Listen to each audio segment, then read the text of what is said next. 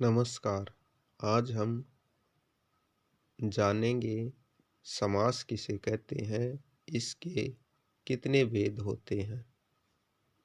समास का अर्थ। समास दो या दो से अधिक शब्दों को जोड़कर एक नया संक्षिप्त शब्द बनाने की प्रक्रिया है, जिसमें विभक्ति हटा दी जाती है।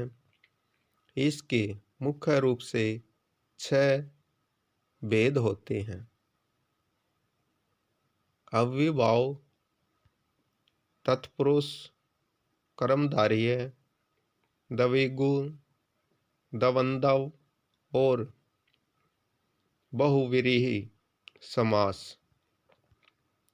लेकिन पद की प्रधानता के आधार पर इसके 4 मुख्य प्रकार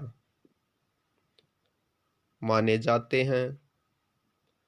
अव्ययभाव, तत्पुरुष, द्वंद्व, बहुव्रीहि, जिसमें तत्पुरुष के उपभेद कर्मधारय और द्विगु होते हैं।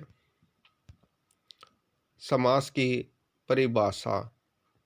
दो या दो से अधिक शब्दों के मेल से बनने वाले नए सार्थक और छोटे शब्द को समास कहते हैं। इस प्रक्रिया से बने शब्द को समस्त पद या सामासिक पद कहते हैं और इसको अलग अलग करने की प्रक्रिया को समास विग्रह कहते हैं। यह शब्दों को संक्षिप्त करने की एक प्रक्रिया है, जैसे राजपुत्र, राजा का पुत्र। समास में पद। समास रचना में 2 पद होते हैं। पहले पद को पूर्व पद कहा जाता है और दूसरे पद को उत्तर पद कहा जाता है। इन दोनों से जो नया शब्द बनता है वह समस्त पद कहलाता है। जैसे रसोई के लिए घर, रसोई घर। सामासिक शब्द। समास के नियमों से निर्मित शब्द सामासिक शब्द कहलाता है। इसे समस्त पद भी कहते हैं। समास होने के बाद विभक्तियों के चिन्ह लुप्त हो जाते हैं, जैसे राजपुत्र। समास विग्रह।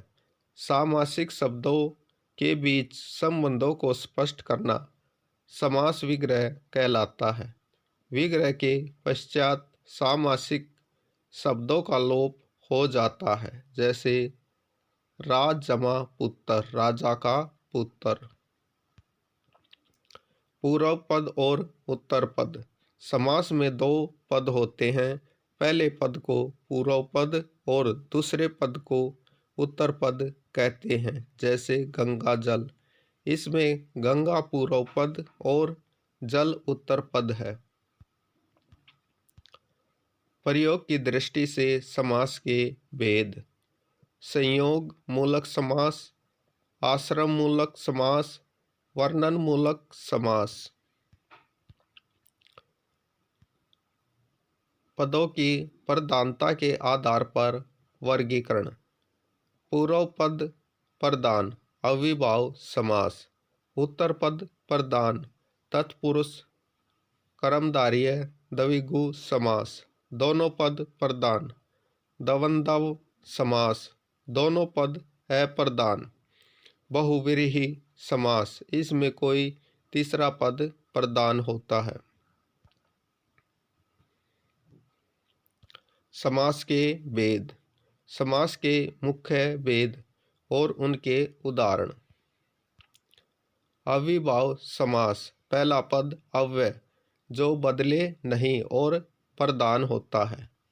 उदाहरण प्रतिदिन, प्रत्येक दिन, यथाक्रम, क्रम के अनुसार, आजीवन, जीवन भर। तत्पुरुष समास। दूसरा पद प्रधान होता है और विभक्ति चिन्हों का लोप होता है, जैसे का, के, की, को, से, में, पर। उदाहरण: देशभक्ति, देश के लिए भक्ति। राजपुत्र, राजा का पुत्र। माखन चोर, माखन को चुराने वाला। कर्मधारय समास, जहाँ एक पद विशेषण और दूसरा विशेष्य हो। विशेषण वह शब्द है जो बताता है लाल, और विशेष्य वह शब्द है जिसके बारे में बताया जा रहा है फूल। या दोनों पदों में उपमान उपमेय का संबंध हो। उपमेय वह वस्तु या व्यक्ति है जिसकी तुलना की जाती है, जैसे मोना का मुख, जबकि उपमान वह प्रसिद्ध वस्तु या व्यक्ति है जिससे तुलना की जाती है, जैसे चंद्रमा। उदाहरण: नीलकमल, नीला कमल। पीतांबर, पीला अंबर। चंद्रमुख, चंद्रमा के समान मुख। द्विगु समास, पहला पद संख्यावाचक होता है और समूह का बोध कराता है। उदाहरण: पंचवटी, 5 वृक्षों का समूह। सप्त ऋषि, 7 ऋषियों का समूह। चौराहा, 4 राहों का समूह।